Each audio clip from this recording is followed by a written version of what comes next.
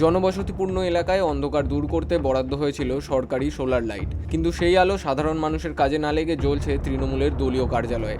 মালদার ইংরেজবাজার ব্লকের কাজীগ্রাম পঞ্চায়েত এলাকায় এই ঘটনাকে কেন্দ্র করে তীব্র চাঞ্চল্য ছড়িয়েছে।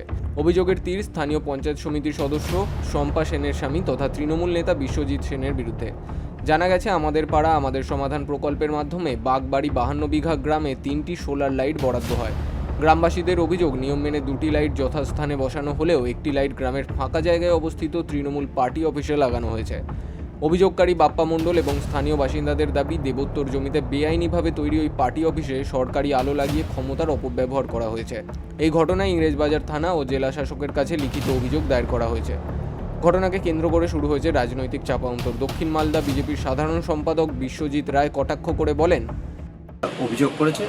আমরা ভারতীয় জনতা পার্টি বলতে চাই যে সরকারে আসার পর থেকে তৃণমূল কংগ্রেসের যে উন্নয়ন হয়েছে সেটা তৃণমূল কংগ্রেসের নেতাদের উন্নয়ন হয়েছে, মমতা ব্যানার্জির উন্নয়ন হয়েছে এবং সার্বিকভাবে উন্নয়নটা কিন্তু হয়েছে তৃণমূল কংগ্রেসের তাদের নেতা এবং কর্মীদের। আমরা ভারতীয় জনতা পার্টি ধিক্কার জানাই।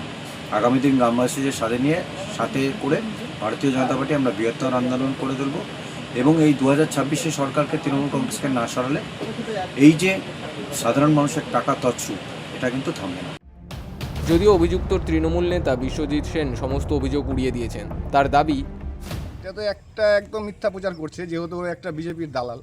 হ্যাঁ, আর যেটা বলেছে যে এখানে লাইটগুলো, এটা টোটালটা ইঞ্জিনিয়ার এসে তারপরে সমাজের, যেহেতু আমাদের পাড়া আমাদের সমাধান, যেখানে যেখানে দরকার সেখানেই বসানো হয়েছে। এগুলো সব টোটালটাই মিথ্যা প্রচার করছে।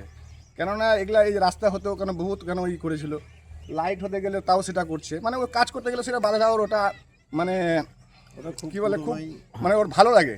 ভালো কাজ হতে গেলে ওটাকে আমি কী করে খারাপ করবো, সেটা ওর কাজ।